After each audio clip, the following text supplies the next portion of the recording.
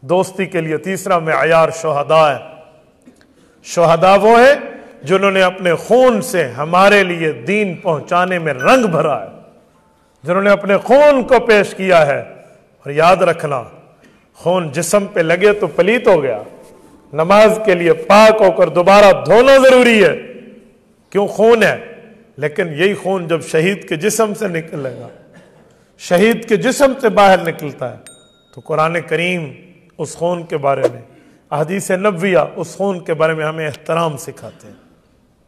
یغسل بدمائہم ویکفر بدمائہم، حدیث پاک میں ہے یہ ان کا غسل انہی کے خون کے ساتھ ہے، ان کا کفن انہی کے خون کے ساتھ ہے، اور ان کا جو خون ہے فرمایا ریح المسک، ان کی خوشبو مشک، عنبر، زعفران، کافور کی کستوری جیسی خوشبو ہے قیامت میں۔